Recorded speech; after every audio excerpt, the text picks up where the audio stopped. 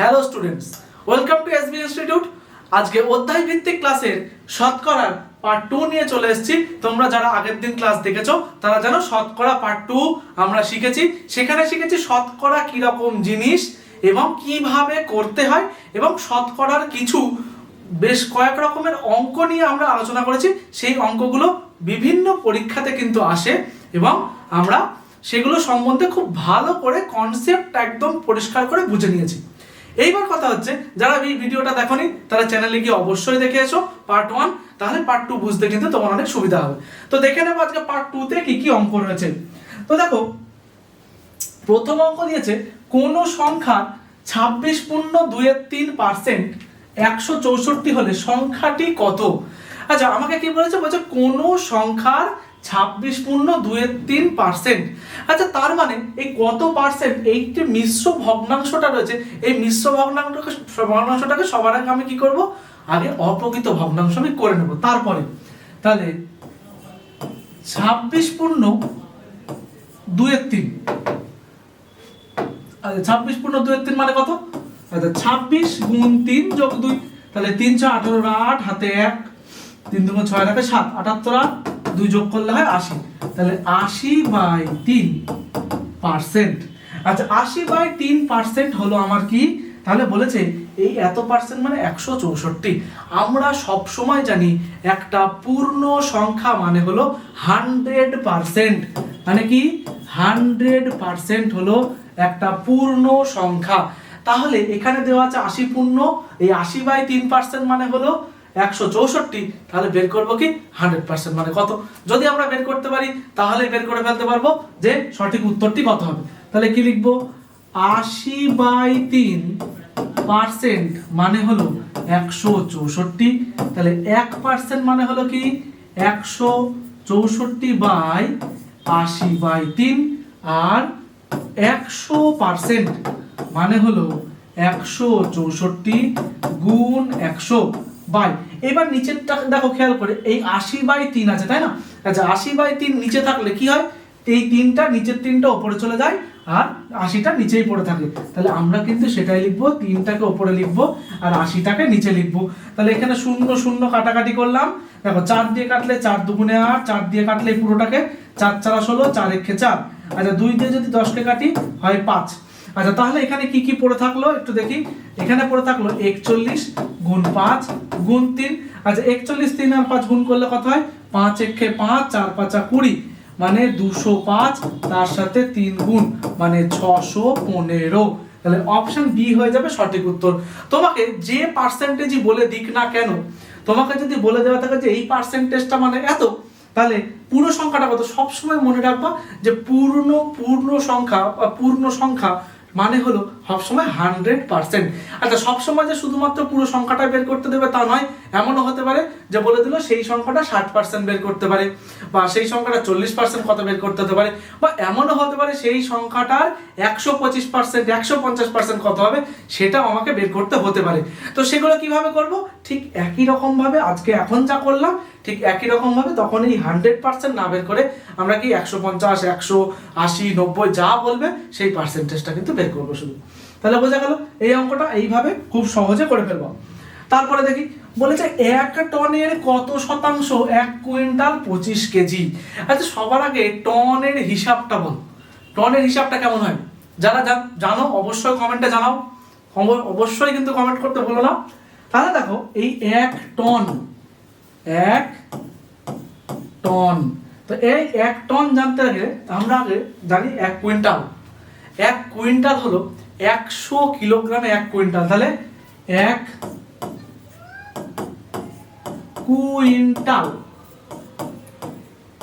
Quintal কিসে হয়, 100 KG হলো। তাহলে বলো এই 1 কুইন্টাল 25 কেজি মানে কত কেজি। তাহলে 1 কুইন্টাল মানে হলো 100 কেজি প্লাস আরো 25 কেজি, মানে 125 কেজি। তাহলে 125 কেজিকে 1 কুইন্টাল 25 কেজি হিসাবে লেখা আছে, ঠিক আছে। তাহলে আমি এইটা পুরো মুছে দিয়ে কি লিখবো, এখানে লিখবো 125 কেজি। আর এইবার বের করতে হবে আমাকে 1 টন মানে কত কেজি। আচ্ছা দেখো, এখানে যখন জানলাম 1 কুইন্টাল সমান 100 কেজি, ঠিক একই রকম ভাবে 10 কুইন্টাল মানে 1 টন। আচ্ছা 10 কুইন্টাল, তাহলে 1 কুইন্টাল মানে যদি 100 কেজি হয়, তাহলে 10 কুইন্টাল মানে 1000 কেজি, তাই না? তাহলে 1000 কেজি, তাহলে এটা হলো কত? 1000 কেজি। তাহলে দেখো বলেছে 1 টনের কত শতাংশ 1 কুইন্টাল 25 কেজি, মানে 1000 কেজি এর কত শতাংশ মানে কত পার্সেন্ট হলো 125 কিলোগ্রাম। তাহলে কি রকম করে করব? দেখো 125 মানে যেটা কত পার্সেন্ট সেটা বের করতে বলবে, সেটাকে উপরে লিখবো ভগ্নাংশে, আর নিচে লিখবো কি মোট পরিমাণে, মানে যত পরিমাণের বের করতে বলেছিল সেইটাকে আমরা নিচে লিখবো গুণ 100।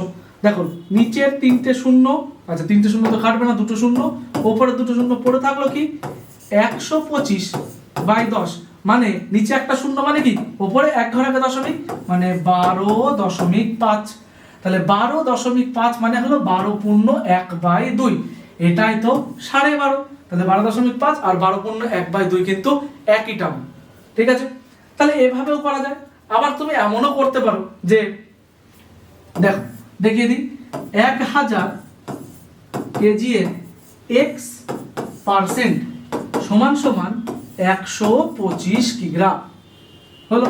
তাহলে ঠিক এই রকম ভাবে দেখো এখানেও 0 0 কাটা 0 0 কাটা, তাহলে x সমান সমান 125/10, তার মানেও সেটা সেই 12.5। আচ্ছা আমরা কি করেছি এই জায়গায় ধরে নিয়েছি যে 1000 কিলোগ্রামের x% হলো 125 কিলোগ্রাম, ঠিক আছে?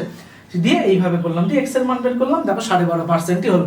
এবার তোমার যদি মনে হয় এটা সোজা তো ভাই ঠিক আছে, যদি মনে হয় এটা সোজা তো ভাই এটাও ঠিক আছে, তোমার যেটা ভালো লাগবে তুমি সেটা করবে। অঙ্ক একটা মেথডে হয় না, অঙ্ক কিন্তু প্রচুর মেথডে, প্রচুর।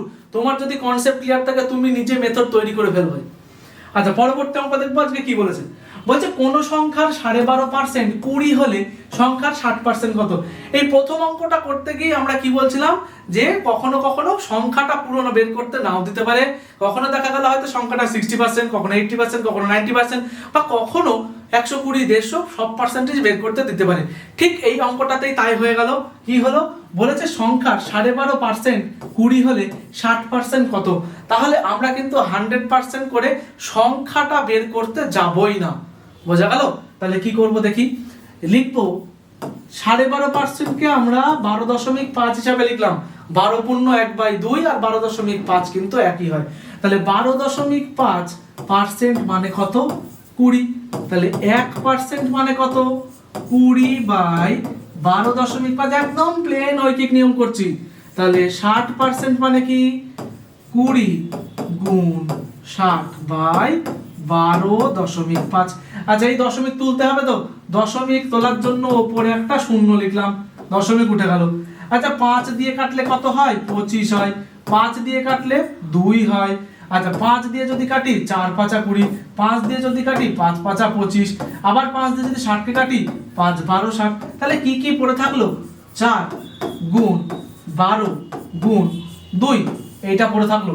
তাহলে কি 4 গুণ 12 গুণ 2 মানে 4 12 48, 48 দুগুণ হলো 96, জাস্ট 96।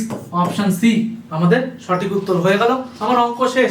আচ্ছা তুমি যদি এটাকে ধাতস্থ করে ফেলতে পারো তুমি তখন ডাইরেক্ট লিখে ফেলতে পারবে 20/12.5 গুণ যে পার্সেন্টেজটা বের করতে বলবে। তাহলে যখনই তুমি এরকম একবারে লিখে ফেলতে পারবা তখন কিন্তু এক লাইনে অঙ্ক হয়ে যাবে, বোঝা গেল? তাই বেশি করে অঙ্ক প্র্যাকটিস করো। অঙ্ক হয় না কে বলেছে? অঙ্ক হবে, অবশ্যই হয় অঙ্ক। তুমি প্র্যাকটিস করো না তাই হয় না, তুমি ভালো করে প্র্যাকটিস করো, অঙ্ক অবশ্যই হবে। পরবর্তী অঙ্ক দেখবো কি বলেছে। বলছে 1 কিলোগ্রাম চায়ের মূল্য 25% বৃদ্ধি পেলে মূল্য বৃদ্ধি পায় 12 টাকা। আচ্ছা এইবার বলেছে কি আমাকে বের করতে বলেছে চায়ের নতুন মূল্য, মানে চায়ের যে এখন দাম হয়েছে, আগেকার দাম কিন্তু জিজ্ঞাসা একদম করেনি, আমাকে জিজ্ঞাসা করেছে যে এখন দাম কত হয়েছে। তাহলে দেখো ধরো চায়ের আগেকার দাম যদি আমি 100% ধরি, তাহলে এখন কি হয়েছে?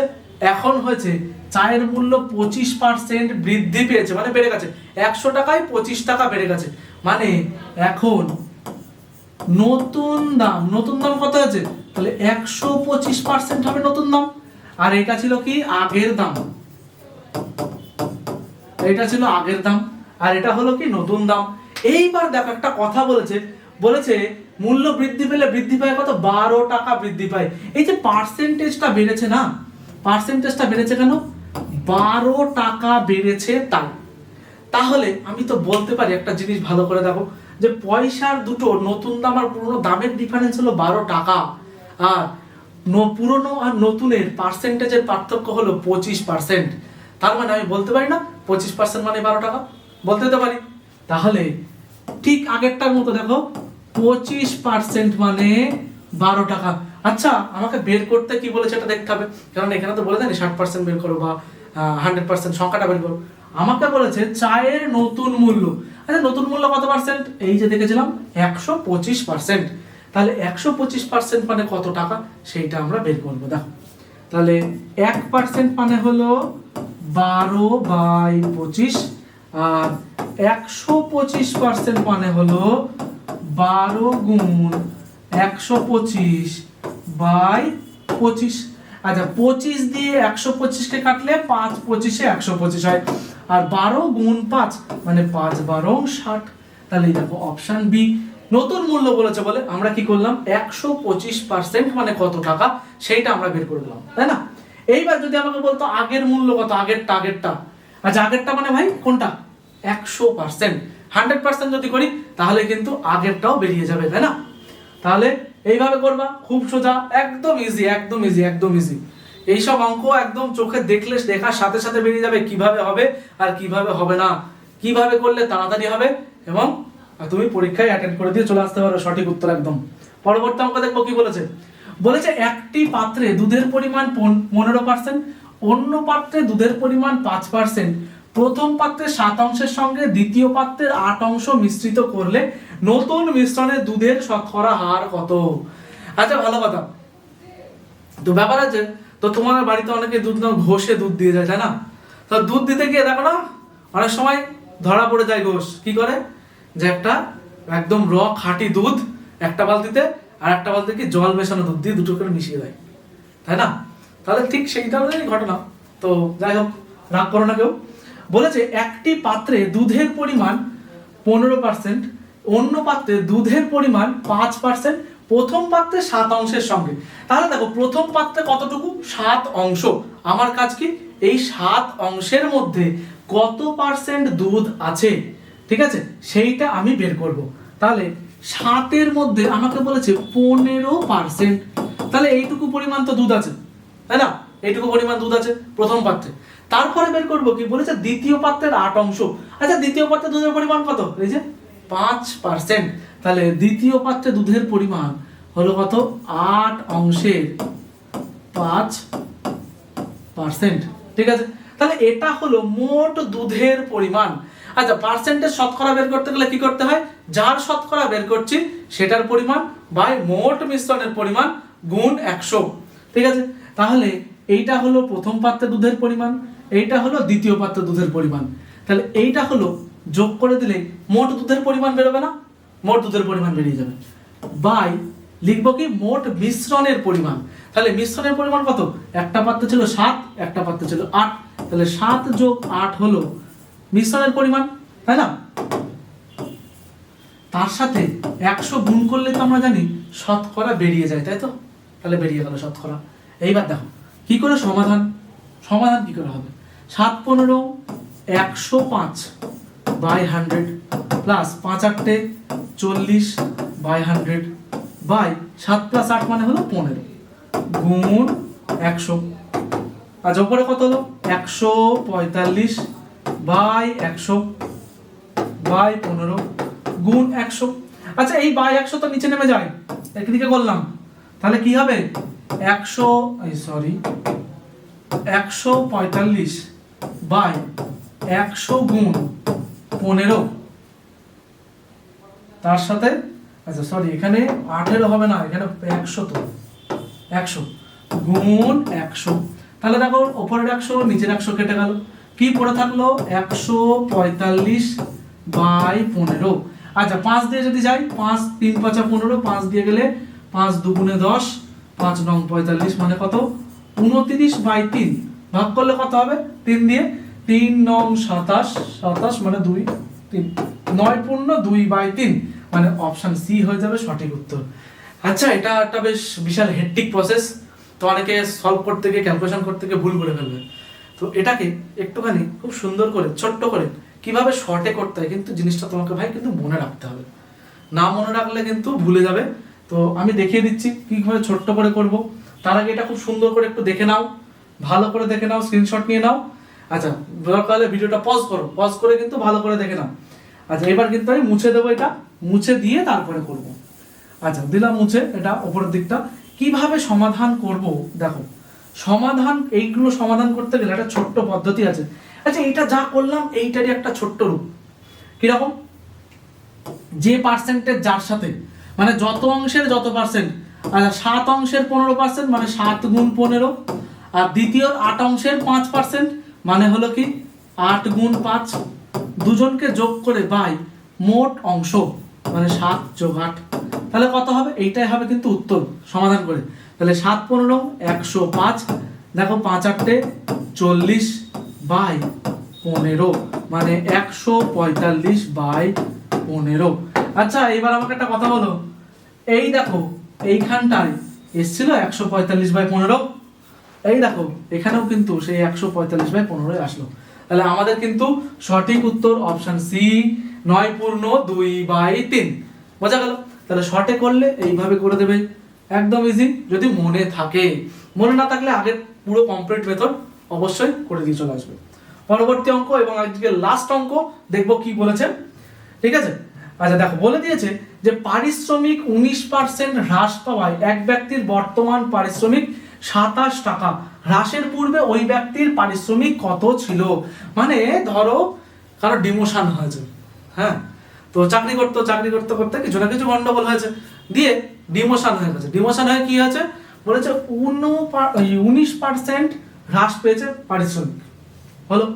বলছে এই 19% পারিশ্রমিক হ্রাস পেয়ে হয়েছে বর্তমান পারিশ্রমিক কত? Only 27 rupees. তাহলে দেখো, যদি আগের পারিশ্রমিক 100% হয়, এটা আগের পারিশ্রমিক, এটা আগের পারিশ্রমিক হলো 100% যদি হয়, তাহলে এখনকার পারিশ্রমিক কত? মানে 19% কমে যাওয়ার পরে, তাহলে 100 মাইনাস 19 মানে 90 থেকে 9 বাদ দিলে 81%। এটা হলো নতুন পারিশ্রমিক। দেখো বলেছে কি, মানে বর্তমান পারিশ্রমিক, বলেছে ওই ব্যক্তির বর্তমান পারিশ্রমিক 27 টাকা, তার মানে বর্তমান পারিশ্রমিক আগের 81% পড়ে রয়েছে, তাহলে এই 81% মানে 27 টাকা লিখতে পারি। তাহলে আমরা লিখবো 81% মানে 27 টাকা, হলো। বলছে এইবার বের করবো কি, বলছে হ্রাসের পূর্বে ওই ব্যক্তির পারিশ্রমিক কত ছিল, মানে আগের পারিশ্রমিক কত ছিল? 100%। তাহলে 100% মানে কতটুকু সেটাই বের করব। চলো দেখি। তাহলে 100% মানে হলো 27 বাই 81 গুণ 100। আচ্ছা, 27 দিয়ে 81 কে কাটলে 3 হয়, মানে 100/3 মানে অপশন ডি 33.33 টাকা। আগে ছিল কি 33.33 টাকা পারিশ্রমিক। ঠিক আছে, তাহলে এই ছিল আজকের 6টা অঙ্ক। আশা করি তোমরা খুব সুন্দরভাবে বুঝতে পেরেছো। বুঝতে যেটা পারোনি অবশ্যই জানাবে। আর যদি তোমাদের একটা নতুন জিনিস ইন্ট্রোডিউস করায়, যদি তোমাদের কোনো অঙ্কে সমস্যা থাকে, সেই সমস্যাটা কমেন্টে জানাও অবশ্যই। তাহলে সেই অঙ্কের সমাধান কিভাবে করতে হবে পরের ভিডিওয় তোমাদেরকে দিয়ে দেওয়া হবে। ঠিক আছে, তো আজকের মতো এখানেই, থ্যাংক ইউ। যদি তোমার ভিডিওটি ভালো লেগে থাকে অবশ্যই একটা লাইক করে দিও এবং চ্যানেলটি সাবস্ক্রাইব করে এসবি ইনস্টিটিউটের পাশে থেকো অবশ্যই। এবং দেখা হচ্ছে আবার পরবর্তী ক্লাসে তোমাদেরকে সঙ্গে নিয়ে। ততদিন সুস্থ থেকো, ভালো থেকো, থ্যাংক ইউ।